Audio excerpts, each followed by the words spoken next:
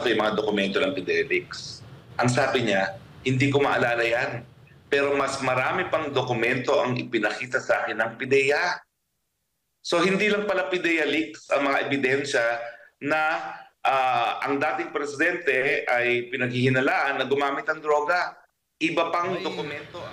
Instance po ba na lumapit si Agent Morales, nagpaparamdam sa kampo ni former President Duterte para humingi ng proteksyon o tulong?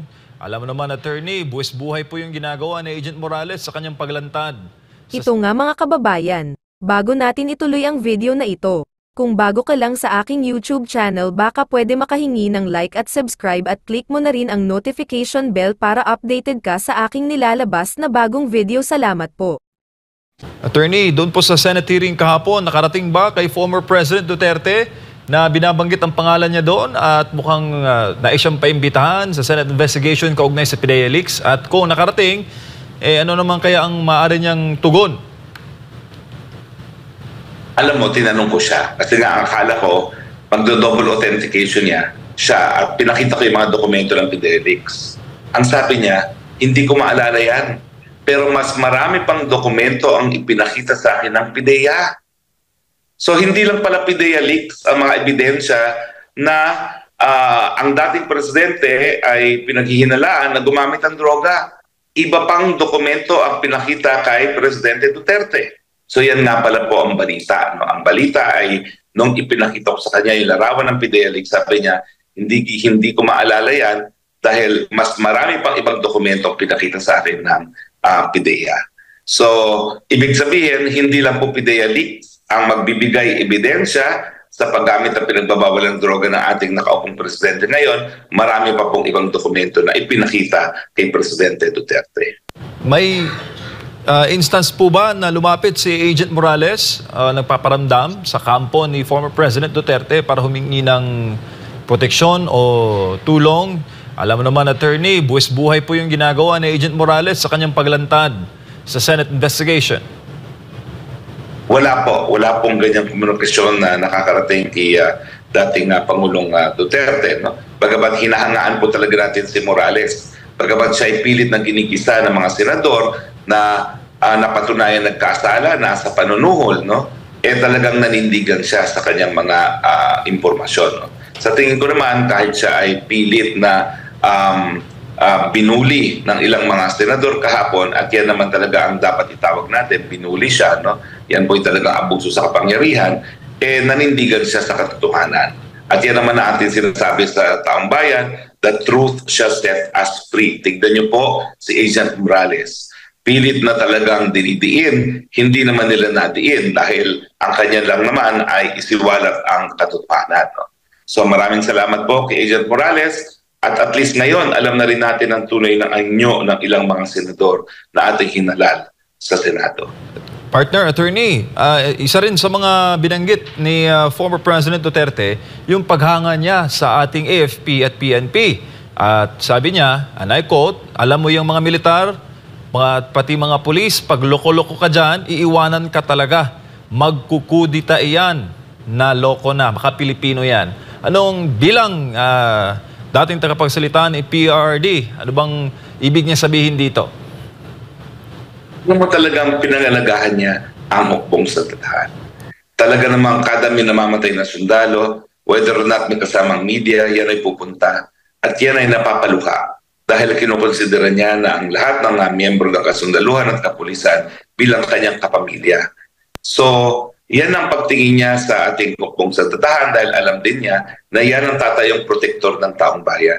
Kaya nga kahapon, tingin ko kaya nagkaroon ng kapayapaan at tingin ko pagkamat presidido ang mga namumuno dito sa Dumaguete na supili nitong pagtitipon nito, yung panawagan din ni dating Pangulong Duterte sa ating kapulisan at kasundaluhan na protektahan ng taong bayan ang siyang nanaig. Kaya gustuhin man nilang gamitin ang puwersa ng Estado para tuloy ang masupil itong pagtitipon nito ay hindi naman nagwari. So kami naman kapag tumatawag ng pasasalamat ang ating presidente sa ating kasundaluhan at kapulisan, pumapalakpak at nagpapakita ng suporta sa ating kasundaluhan. One point na lang from my end, attorney. Sinabi rin ni former President Duterte na dismal dismal failure daw yung liderato ni Pangulong Marcos Jr. Sabi niya, and I quote, hindi naman daw siya nag-iinsulto pero para sa kanya, yung performance mo or was until now and still is a dismal failure. Ano masasabi mo dyan, attorney? Hindi kasi makakalimutan ng taong bayan na ang tanging pangako ni Presidente ay dalawa lamang. Yung pagkakaisa na nawala, wala pang 2 taon ang kanyang administrasyon dahil binarak ng kanyang presidential insan na hinayaan naman niya, no? Na talagang magpatuloy, no? At saka yung 20 pesos kada kilo ng bigas. Alam mo yung mga kabataan, may napakagandang inaawit kahapon na tugmang-tugma para sayawan din, no? Nasaan ang 20 pesos kada kilo ng bigas? Naku, sana kung meron kayong tape niyan na pinerform kahapon yan, yung grupong yan, naku, lahat talaga ng kabataan nagsayawan doon sa, ayan, ang bugas na 20 pesos. Yan yung kinakanta nila. Napakaganda ng lyrics, napakaganda ng tugtugin at siyempre, lahat ng tayo sumasayaw habang nagpoprotesta at nagtatanong, nasaan ang pinangako mong 20 pesos kada kilo ng bigas? Yan, nakikita nyo, talagang wow, sa Ayawan Blues. Alam mo, pumayat ako kagabi kasi bukod doon sa marcha, abay, mga 45 minutes ako nagsasayaw dyan hanggang entablado. Hindi ko napigilan, sumayaw na naman ako. Kaya talaga yung mga kasama ko, sabi nila, tatalian pa din namin para huwag ka na magsayaw. Sabi ko, huwag niyo akong supilin. Hindi ko pwedeng supilin. Gaya rin ng panunupil ni Jade at saka ni MJ pag ako'y naghahanap ng kanilang si attorney, ito, yung sinasabi ng iba, hindi daw yan peace rally, kundi political rally. Ano bang mensahe mo sa kanila? Well, ang sigaw po talaga natin kapayapaan. Ayaw po natin ang gera. Kaya nga po ngayon talaga, na-refocus ang MAISO, pagkabat patuloy po ang pagtututol sa pag-amendya ng saligang batas sa mga pamamaraan na tingin namin ay binababoy ang ating demokrasya sa pamamagitan ng pagbili ng mga pirma. Na-refocus na po yan dahil malinaw po, lalong-lalo na dito sa Dumaguete, wala pong pagnanais na magkaroon ng gera ang mga Pilipino. At yan po ay patuloy natin ipararating hanggang marinig at maintindihan ng ating presidente.